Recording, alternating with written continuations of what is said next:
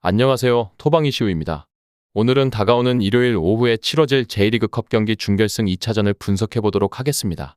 무엇보다 어제 준비했던 K리그 2부 아산과 청주의 맞대결은 예상과는 다른 난타전 양상으로 흘러가며 아산이 3대2로 승리했다는 점 확인했는데요. 두 팀 모두 수비에서 누수가 심각한 상황이었다는 점이 조금은 예상과는 다른 전개로 흘러가면서 아쉬운 결과를 남기고 말았는데요. 오늘 준비한 두 경기는 컵대회이자 준결승 2차전인 만큼 양팀의 1차전 내용에서 많은 데이터를 쌓을 수 있었으니 조금은 나은 결과가 나올 수도 있겠다고 생각되어 준비했으니 많은 관심과 응원 부탁드리면서 양팀의 지난 1차전 내용부터 리뷰하면서 분석 시작해보도록 하겠습니다. 그렇다면 오늘의 두 번째 경기인 우라와와 요코하마의 2차전부터 시작해보도록 하겠습니다. 먼저 홈팀 우라와입니다. 우라와는 지난 준결승 1차전에서 0대1로 패배를 기록했는데요. 아쉬운 결과이기는 하지만 홈에서 열리는 2차전에서 승부를 역전시킬 만한 근소한 스코어이긴 했는데요. 다만 역전이 결코 쉽지만은 않을 것이라 보여진 게 우라와의 공격력이 매우 좋지 못한 페이스이기 때문인데요.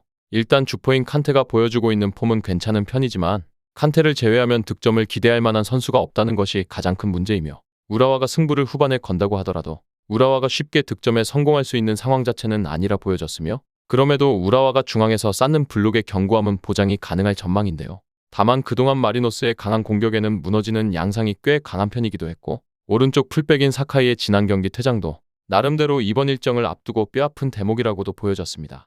뿐만 아니라 어찌됐든 후반전에는 라인을 올려야 하는 우라와인 만큼 시간이 갈수록 수비에서의 불안이 심해질 우려도 고려해야 하는 상황입니다. 다음은 원정팀 요코하마입니다. 요코하마는 지난 1차전에서 힘든 경기를 치렀지만 우라와를 1대0으로 잡아내면서 근소하게나마 유리한 고지를 잡을 수 있었는데요. 리그에서는 고베에게 1위 자리를 빼앗겼지만 컵대회와 아시아 챔피언스 리그에서는 순항하는 분위기를 이어가는 중인데요. 이번 일정에서는 지키기만 해도 다음 라운드로 진출하는 마리노스이며 따라서 지난 경기와 같이 미드필더를 상당히 수비적으로 기용하는 양상을 보여줄 가능성도 있는데요.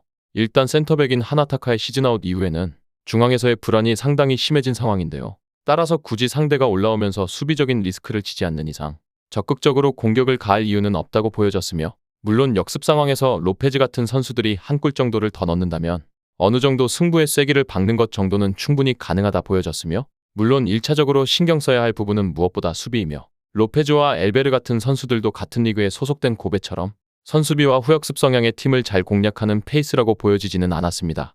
다음은 양팀의 1차전을 토대로 한 예상 라인업과 결장 현황을 살펴보도록 하겠습니다. 먼저 홈팀 우라와입니다. 우라와는 이번 일정에서 4-2-3-1의 전술을 채택하며 비교적 이번 일정에서 무승부도 아닌 승리가 절실한 만큼 시간이 갈수록 공세적인 전술을 채택할 가능성이 높은 상황인데요. 다만 이러한 라인의 올림으로 인해 생기는 뒷공간의 불안감은 짊어져야 하는 리스크라 보여지며 지난 일정에서 오른쪽 풀백인 사카이의 퇴장으로 인한 결장이 생기면서 실점에 대한 리스크는 더욱 높아졌다고 볼 수도 있으며 무엇보다 이번 일정에서도 주포인 칸테의 어깨가 무거울 것으로 보여지는 우라와입니다. 다음은 원정팀 마리노스입니다. 마리노스는 이번 일정에서 어쩌면 비교적 안정적인 수비를 중시하는 전술을 채택할 가능성도 보였는데요. 지난 경기에서 비록 한 점이지만 유리한 고지를 선점했고 현재 주축 센터백의 시즌아웃으로 인한 수비에서의 불안감이 동반된 상황인 만큼 경기 초반 선수비 역습 위주로 플레이를 하며 추가적인 득점을 노려보다 어느 정도 클러치 타임이 되면 라인을 완전히 내리고 지키는 식의 운영을 채택할 가능성도 높다고 예상되었습니다. 다음은 해외 유명 베팅업체에서 부여한 배당을 체크해보도록 하겠습니다. 해외 유명 베팅업체인 bet365에서는 홈팀 우라와의 승리에는 2.20의 배당을, 무승부에는 3.40의 배당을, 원정팀 마리노스의 승리에는 2.88의 배당을 부여했는데요. 현재까지는 홈팀 우라와의 승리와 무승부 쪽의 배당이 하락하는 추이를 확인할 수 있었습니다. 다음은 언더오버입니다. 2.5의 기준에서 보았을 때 오버에는 1.70의 배당이, 언더에는 2.10의 배당이 부여되었는데요. 현재까지는 오버 쪽으로 배당이 하락하는 추이를 확인할 수 있었습니다. 끝으로 이번 일정의 우선적인 결론을 말씀드리면서 마무리해보도록 하겠습니다. 이번 경기는 비록 역배당을 부여받았지만 생각외로 저득점의 가능성이 높다고 보여졌는데요.